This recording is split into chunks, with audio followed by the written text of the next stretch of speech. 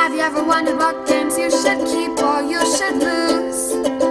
Find out here at Purge Reviews. Dominant Species, the card game, is the card game version of its big brother, Dominant Species.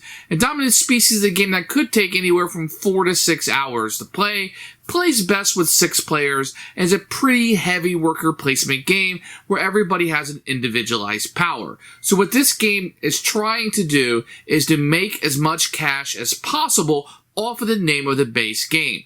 Sort of. So this is a card game version of that base game that kind of condenses everything down into a quicker, shorter package. Does it accomplish that? Yes. This is a shorter version of the game. It has the same name. It has a few of the same kind of thematic things that are going on, and the artwork is very similar. Bland and boring.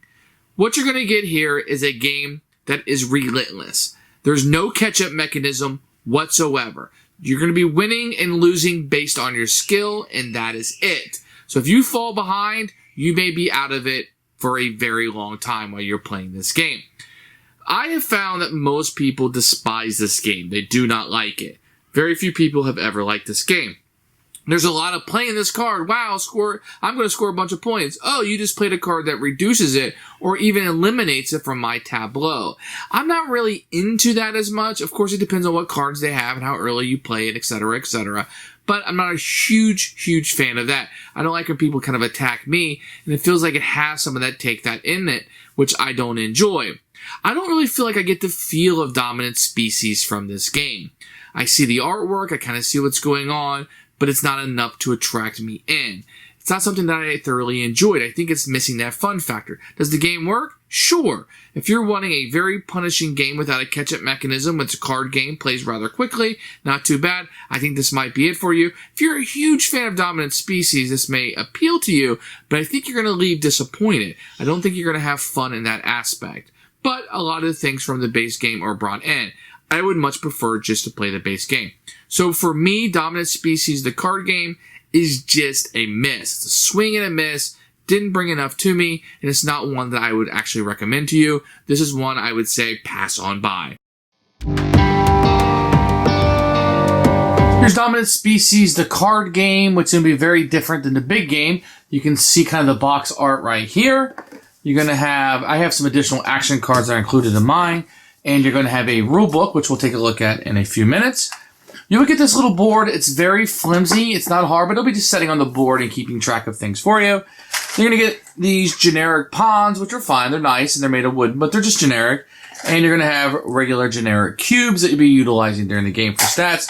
Then you're going to have a number of cards. These are biome cards. They'll have a picture of the animals that you might notice from the original big box game and kind of the scoring there. And then you'll have these action cards, which will have what they have here on the side, and they're double-sided so they can turn during the game. Then you'll have some action cards with very generic artwork.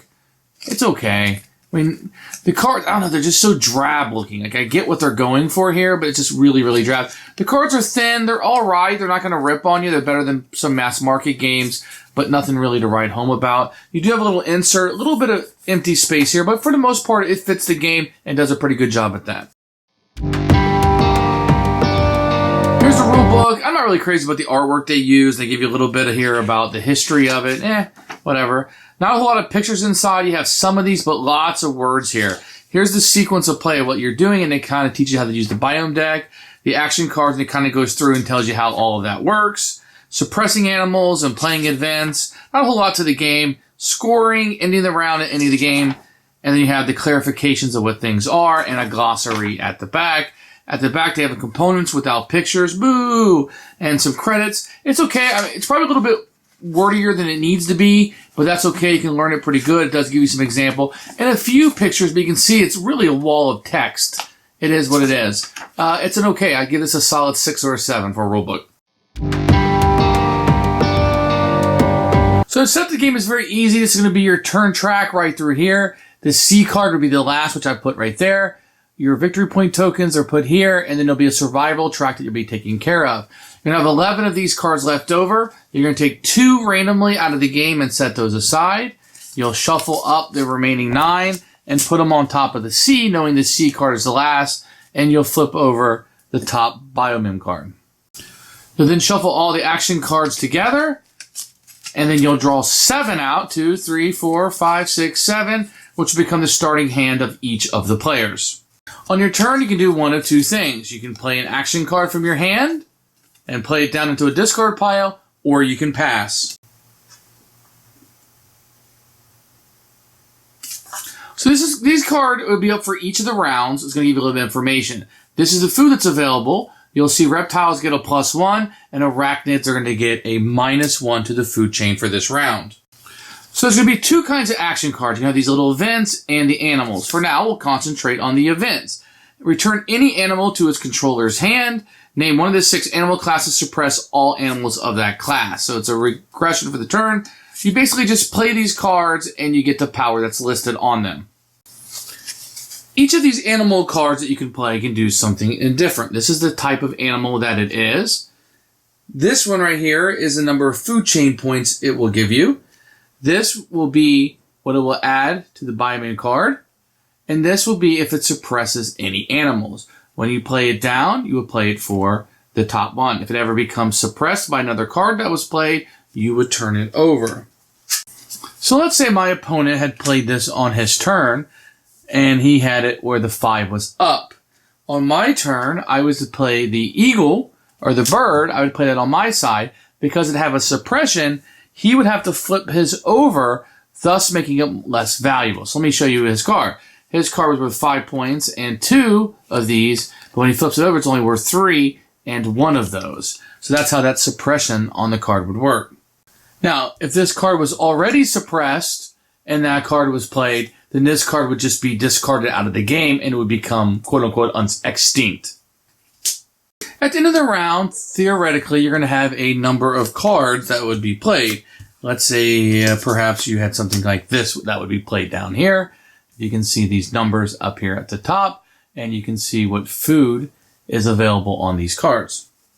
So whoever has the highest, 2, 5, let's say 10, 15, versus their 3, this one's upside down to you, they would have dominance and score a number of points based on what round it is. So it's round 1. So red, who had the higher food chain, would get 1 point.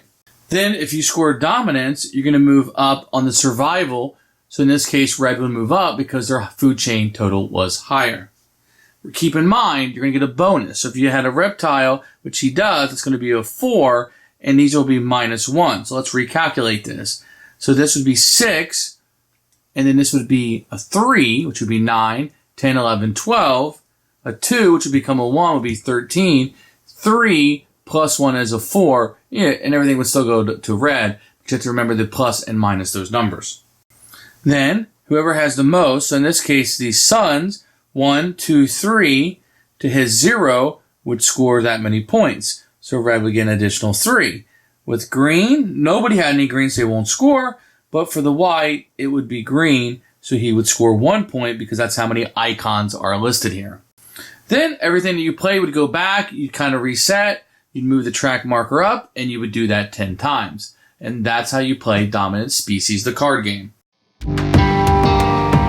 Who should buy this game? I think this is for people who really, really like Dominant Species and want to collect the counterpiece to it. This is the companion piece that kind of goes with it, but I don't think people who really like Dominant Species are going to like this little card game. Now, if you wanted to play this before playing the base game and just have a Dominant Species themed game, I think that this would fit into that theme. But I'm going to say, try this one before you buy. This is inevitably going to be a purge for me, and not one I can put any kind of stamp of approval on. This is probably not one that you're going to want to play. So, purge for us, and I hope that you try this one before you buy it. Thanks for watching the video. I really appreciate you tuning in. If you liked it, please like it and hit that little subscribe button. That really helps out the channel, lets us know that you're getting the videos that you want. If you agreed or disagree with what I said, feel free to comment below. I'd love to hear what you have to say, and I promise that I will comment back. Thanks for watching, and everybody else, keep playing games.